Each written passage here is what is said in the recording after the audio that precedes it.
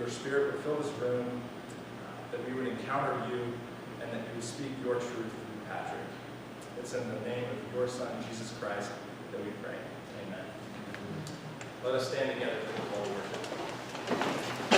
Hear the word of the Lord from Psalm 118. Oh, give thanks to the Lord, for he is good, for his steadfast love endures forever. Let Israel say, his steadfast love endures forever. The Lord has disciplined me severely, but has not given me over to death. Open to me the gates of righteousness, that I may enter through them, and give thanks to the Lord. This is the gate of the Lord, the righteous shall enter through it. I thank you that you have answered me and have become my salvation. The stone that the builders have rejected has become the cornerstone. Would you sing with me as we give praise to our God?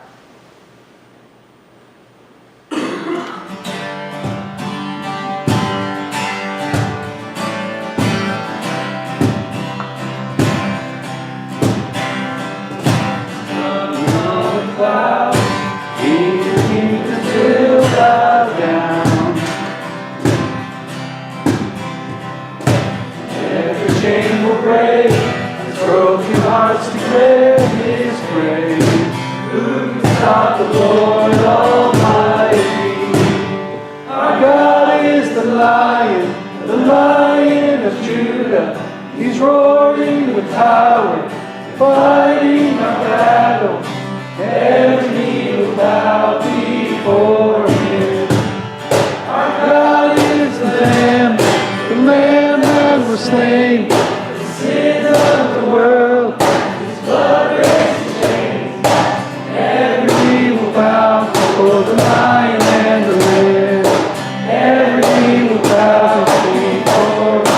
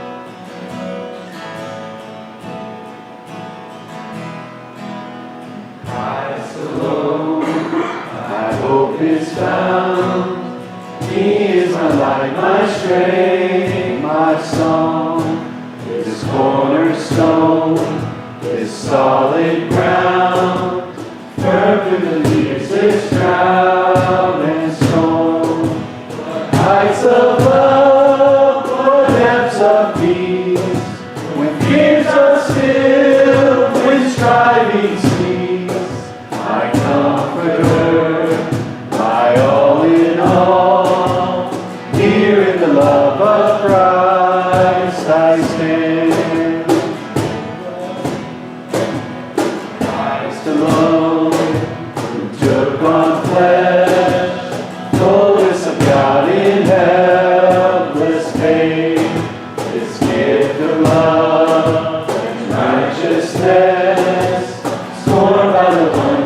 came to save. Till on that cross as Jesus died, the wrath of God was satisfied. For every sin on him was laid. Here in the death of Christ I live. In the ground his body lay, light of the world by darkness slain, then bursting forth in glorious day. Up from the grave he rose again, and as he stands in victory, sin's curse has lost its grip on me. For I am his, and he is mine, bought with the precious blood of Christ. I am his, and he is mine, bought with the precious blood of Christ.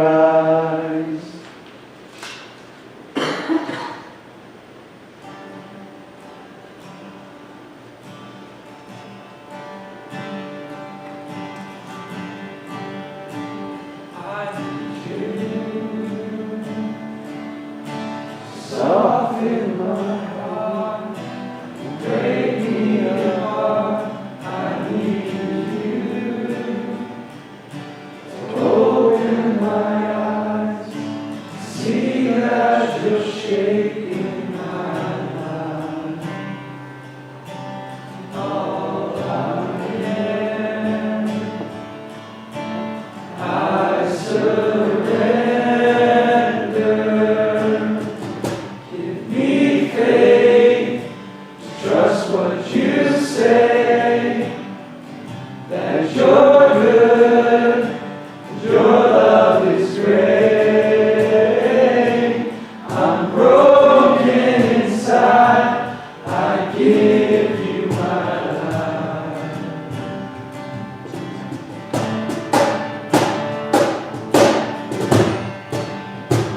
I need you to soften my heart, break me apart. I need you to pierce through the dark, cleanse every part of me. All I am, I surrender. Give me faith, just what you say, that you're good, your love is great. I'm broken inside, I give you my life.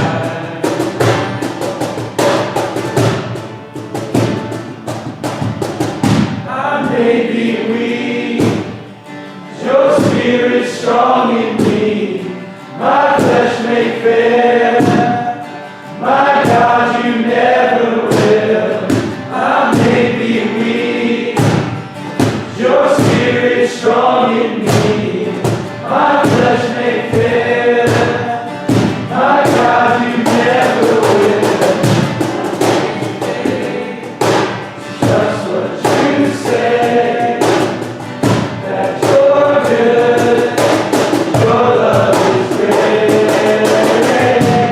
I'm broken inside, I give you my life.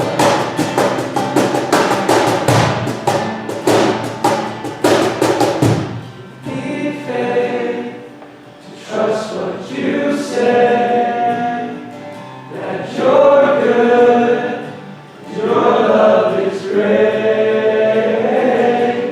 I'm broken inside, I give you my life. Would you bow your heads with me? Dear God, thank you for this opportunity for us to gather within your presence. As we go forward from this time of praise, I ask that the words that come out of my mouth would not be the words of my own, but be the words of you. And I ask that you would soften the hearts of all of us here so that we would hear what you have to say for us this afternoon. I ask all this in Jesus' name I pray. Amen. You may be seated.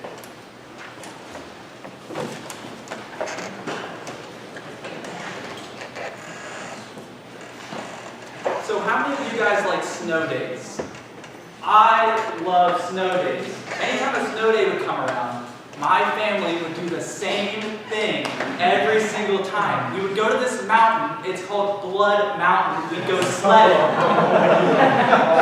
Oh, wrong sermon. I'm sorry. If you don't know what I'm talking about, you didn't go to chapel this morning, and Jackson will pray for you outside after. So, yeah, awesome job today, Jackson. I'm really glad that I got to follow that up. So it's awesome. I'm really glad that you're all here. I have some special guests. My roommates were able to lead worship for us. Nick welcomed us in. The golf guys are here from my golf team, and my parents. But I think my favorite guest that's here today is actually my brother who's in the back. His name's Weston. And this is me and Weston. We're matching sweatshirts. So Weston was such a joy to grow up with as a brother. He just brings a smile to everyone's face that he is around. I love him so much that he's not only my brother, but he's going to be the best man in my wedding. One of my favorite memories of Weston and I is we were at Grandma and Grandpa's house, and we would always share a room. And we had air mattresses that were laying right next to each other. So our heads, like if we turned over, we would almost be kissing. So you gotta really be careful in those situations. But yeah, we would sit there and I would make a joke, and then he would laugh, and then I would laugh, and we went on for probably 45 minutes of non-stop laughter about nothing. And that's one of my favorite memories. It happened another time, and my sister was also in the same room as Weston and I. And let's just say she's not very full of grace when it comes to those situations, so she wasn't very happy. But like any sibling relationship, there's always ups and there are downs, and there are times when you fight, and there's times with joy. And Weston and I used to fight about who was going to be able to use the game room in the basement. Weston would play Wii, and I would come home from whatever activity I was at, and I'd come downstairs, I'd run down, ugh. Weston, you're on the Wii again? And that would be something that we would fight about. I'd be like, Weston, can you go do something else? And we'd go back and forth. So there were always some good times, but there were also some times of fighting and some struggles with that. And I think that's common within any sibling relationship. There's some of the most fluid and moving relationships within our own lives. I mean, we're so close with them that one moment that you can be best friends, you can love your brother or sister to death, and the next moment, you could hate each other more than anything else. And that's just kind of how sibling relationships work oftentimes. It's this love-hate relationship. The reason that I'm talking about my brother is the passage we're looking at is found in the book of Luke. And it's Luke chapter 15. So if you could open up your Bibles there for me. And Jesus is speaking to a crowd and tells the parable of the prodigal son. Okay, we've all heard the parable of the prodigal son before, one time or another. You see, Jesus, within his teachings, often used parables. In our Western culture, our default orientation is that a parable is just kind of like a story that is told. And then we just extract from that story like a good moral teaching. And this isn't necessarily bad, but with this way of thinking, it only allows us to hear the story, we get inspired for a short amount of time, we leave being like, oh yeah, that's really cool, we have a nice new life lesson to apply, and then we leave without any real change happening. The Greek word for parable means to lay or cast alongside. I'm a direct, straight to the point kind of person. I don't really like fluff when it comes to these kinds of things. So a parable is actually kind of difficult for me because of that. Like when I'm reading a book and an author is giving a story after story, like, okay, just get to the point. I'll skip paragraphs and chapters because I just want to get to the meat. But that's not really what a parable does for us. We like, in Western cultures, we like to rush to the point, but a parable is more like a Trojan horse. It sneaks up on us, all right? And it gets there, and these stories lower our defenses down, and then truth can sneak on in. So here's my encouragement to you today. We've all probably heard this parable one time or another, but let this parable sneak up on you a little bit. Don't seek truth to be obvious. Don't take what you've heard before and try to plug it right in, but instead, just let it walk alongside your life. And I think from doing that, there will be so much more truth that comes out of it, and it'll be more than just a good moral teaching. Growing up, one of the things that we did in church was we would stand for the reading of God's Word. If you have your Bibles, I'd love for you to have them out with me. And would you stand with me for the reading of God's Word? We're starting at Luke chapter 15, verses 1 and 2, and then we're going to do a little jump from there. Okay, starting at verses 1 and 2. Now the tax collectors and sinners were all gathered around to hear Jesus. But the Pharisees and the teachers of the law muttered, "This man welcomes sinners and eats with them." Jump down to verse 11 with me. Jesus continued, "There was a man who had 2 sons. The younger one said to the father, 'Father, give me my share of the estate.' So he divided his property between them. Not long after that, the younger son got together all he had, set off for a distant country, and there squandered his wealth in wild living. After he had spent everything, there was a severe famine in the whole country, and he began to be in need. So he went and hired himself out to a citizen of the country, who sent him to the fields to feed pigs. He longed to fill his stomach with the pods that pigs were eating, but no one gave him anything. When he came to his senses, he said, 'How many of my father's hired servants have food to spare, and here I am starving to death? I will set out and go back to my father and say to him, Father, I have sinned against heaven and against you. I am no longer worthy to be called your son. Make me like one of your hired servants.' So he got up and went to his father. But while he was still a long way off, his father saw him and was filled with compassion for him. He ran to his son, threw his arms around him, and kissed him. The son said to him, 'Father, I have sinned against heaven and against you.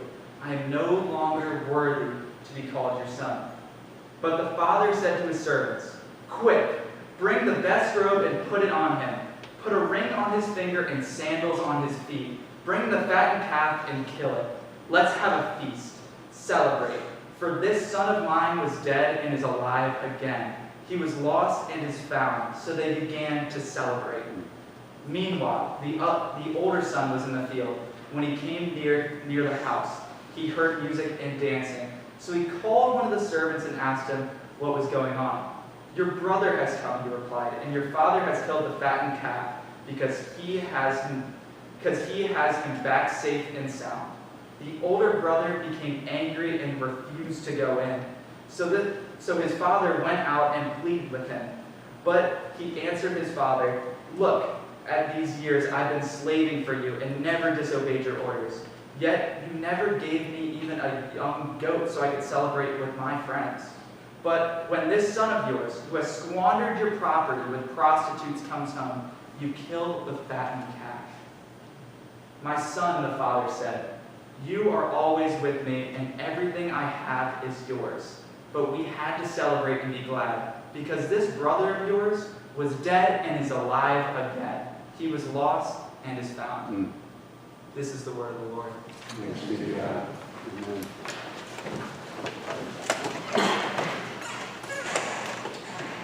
So you may be wondering, we could have easily just started at verse 11, right? I mean, that's where the parable begins. But I think it's important that we go back to verse 1, because this is kind of where we start to see Jesus speaking to this audience and to this crowd.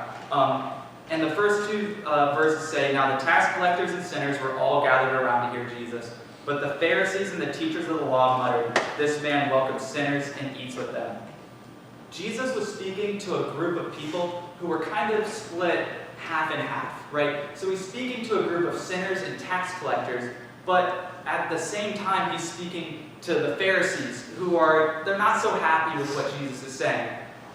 The sinners and tax collectors were a group of people that needed to hear one particular message, while the Pharisees are in a totally different place and need to hear a totally different message. So I think it's important that we have the context because it's going to help open up and give us clarity as to what the message is Jesus is actually trying to portray. Because he's not only speaking to one group of people, he's speaking to another. So Jesus begins by saying, he begins to tell the story that there was a man who had 2 sons. And the first son, the youngest son, decides, kind of fed up with this family thing. What's going on here? I'm done. And says to his father, hey, how about you just give me my inheritance now, right? I'll just take it and I can go on my way. I'm fed up with this. I'm done. And the youngest son is basically saying to his father, hey, kind of wish you were dead so I could just have my money and I could do whatever I want, didn't have to live under your roof. If I were to say this to my dad, he would smack me upside the head and probably would tell me, no, go to your room, whatever. But this father gives him the inheritance that the youngest son is asking for. And the youngest son takes the money and heads off into the countryside to do as he pleases. And he's enjoying this new cash that he has in his hands. And he begins to spend this money on a wild lifestyle. When I think of this, okay, I've worked with youth ministries a little bit here and there. When you go on a youth group trip, parents typically give their kids a little bit of spending money. Maybe it's for lunch, maybe it's for dinner, maybe it's just to get a small souvenir from wherever you're going, right? But what do middle school boys do when they're handed $50 for the weekend? You drive, right? You stop at the first gas station. They all pile out. They sprint into the speedway, right? And they just start grabbing as many things as they can. They go and they buy it. Next thing you know, they come back to the van. They have 4 Red Bulls, 8 packs of gummy worms, and $8 left for lunch and dinner for the next 2 days, right? Okay, that's basically what the youngest son has done. He was given this inheritance, and he goes to the Speedway, and he bought a bunch of gummy worms and Red Bulls for his self-pleasure. He did a little more than that. What we find out later is he actually hires prostitutes, and he lives this wild, sinful lifestyle. But he wastes all of that money that was given to him. Verse 14 says, after he had spent everything, there was a severe famine in the whole country, and he began to be in need. So he wasted all of his money that he had been given on self-pleasure, and now he has nothing left, and he decides, okay, I have no more money, nothing else to do, I should probably go get a job of some sorts. And the job he gets is probably the worst job he could possibly find. He's taking care of pigs, cleaning up after them, feeding them, a really gross, dirty job. And obviously this job doesn't pay very well because he's still hungry. And when he's looking at the slop that he's feeding the pigs, he decides that this is actually something that he desires. He desires to eat the slop from the pigs. Gross, nasty. That's how far gone he is. It isn't until that point when he looks at the slop and he says, I kind of want to eat that, where he realizes, I'm at rock bottom. I have nowhere to go. And decides, my only choice from here on out is I have to go back to Dad. I have to. I have nowhere else to go. So in verse 17, it says, when he came to his senses, he said, how many of my father's hired servants have food to spare? And here I am, starving to death. I will go out and go back to my father and say to him, Father, I have sinned against heaven and against you.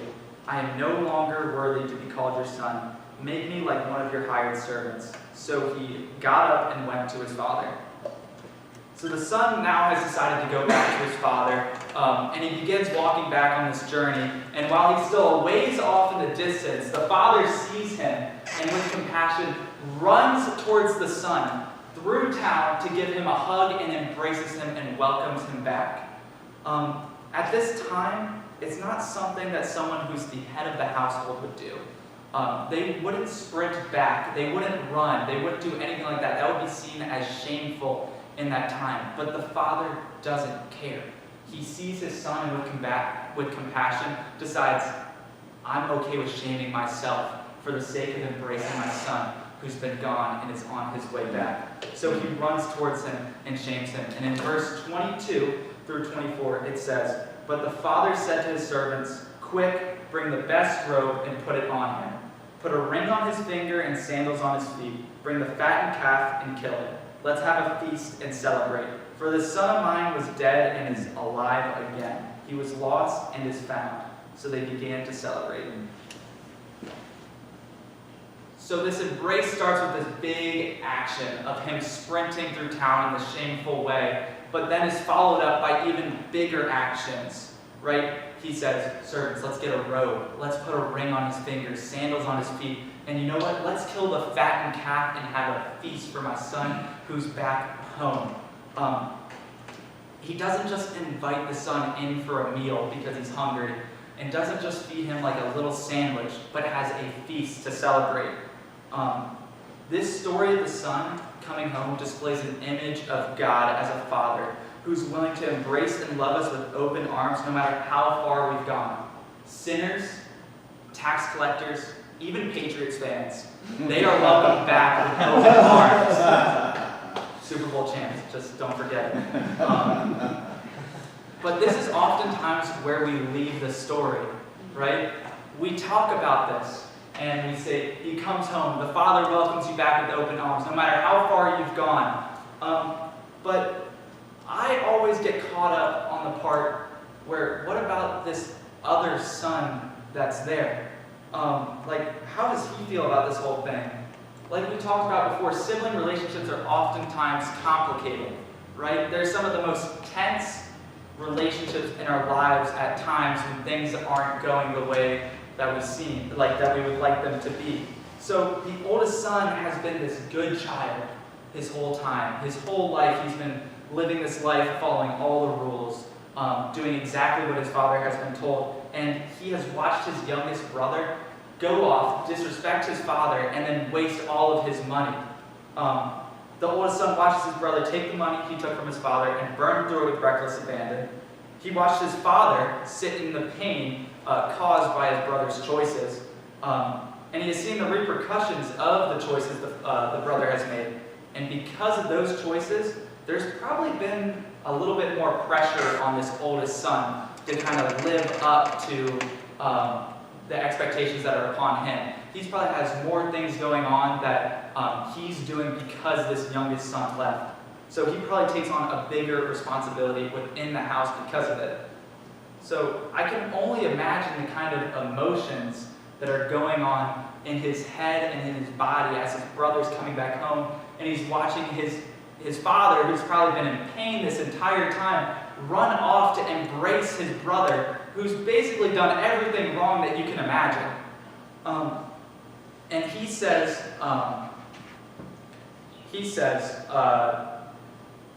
look, at all these years I've been slaving for you, never disobeyed your orders, yet you never even gave me a young goat so I could celebrate with my friends.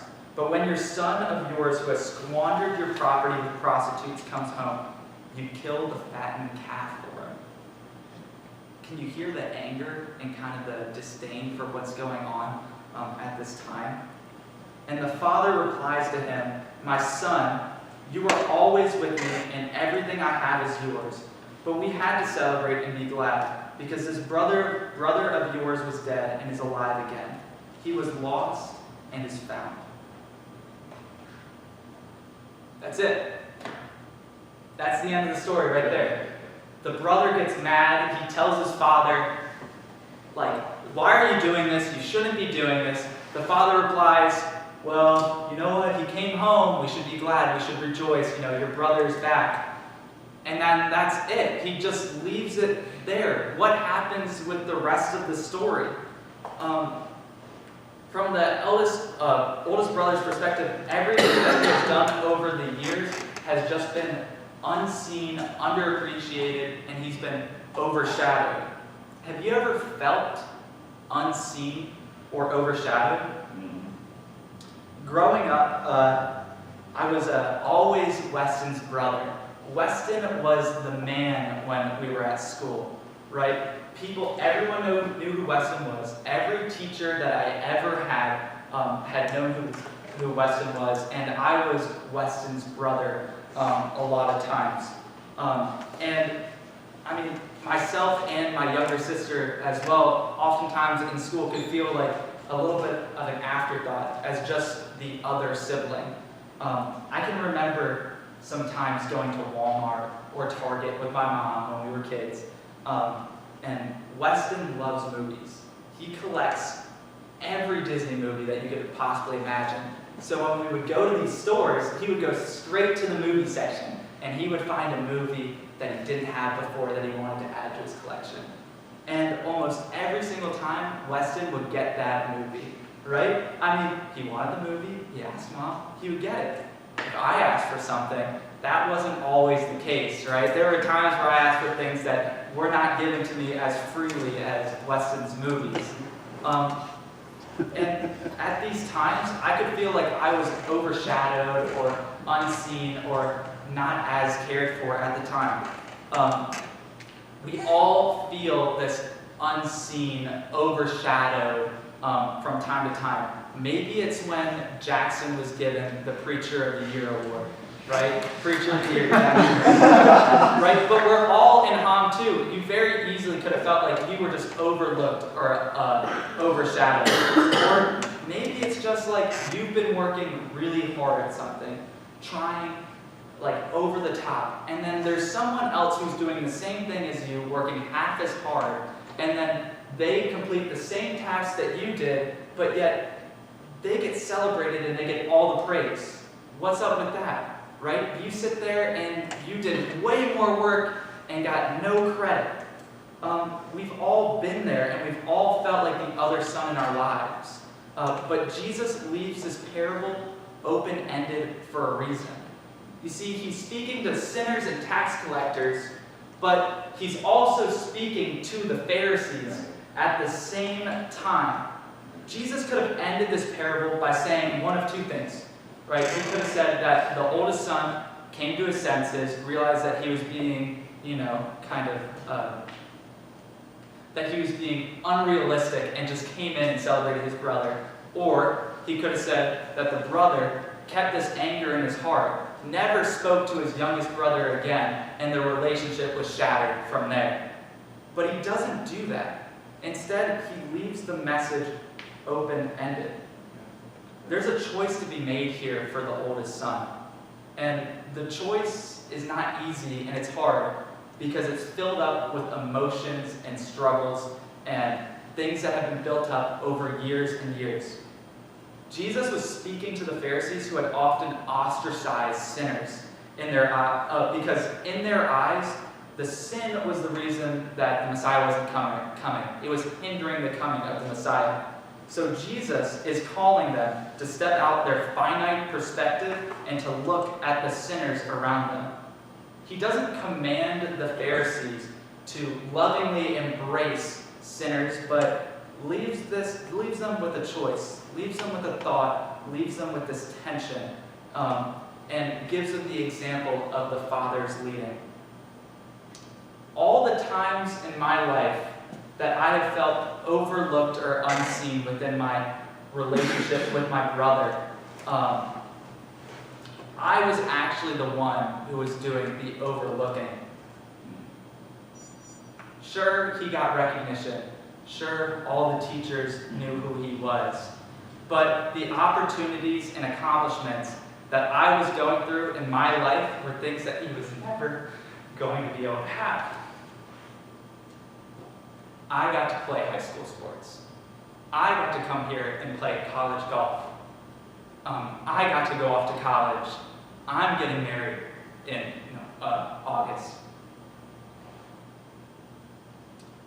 Those times when I felt most overlooked were merely times making up for missed opportunities that he had.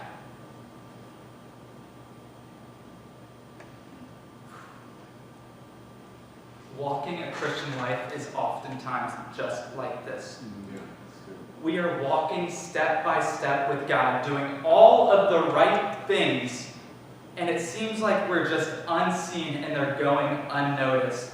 Then there are people who come along that have made all the wrong choices along the way, and yet they're the ones celebrated up on stage in church. They're the ones that are put on a pedestal and their testimonies are told and people love them. And you can just feel invisible to God and to others. But here's the good news. God sees you even when you are feeling overlooked.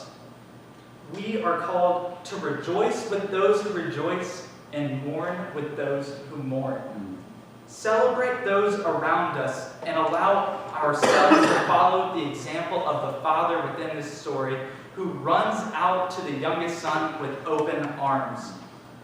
All that we see in times when we feel like the other son is ourselves, our circumstances, our struggles, our hard work. And it's all about me, me, me, me, me. That's all it is. When all we see on others is their sin and the things that they've done wrong, we will constantly be stripped of joy within this life. And we will continue to feel overlooked time and time again. So here's what I'm calling you to do. Be a vessel through which the acceptance of the Father is displayed, and run towards those who are coming home. And run towards them not sheepishly, not slowly. Don't try and feel them out. Instead, run towards them with open arms. Be the hands and feet of Christ in this world and allow actions of humility to shape and mold us into the image of Christ. When you feel like the other son, follow the example of the Father and step out in humility and allow God to use you as a vessel of His love to those around us.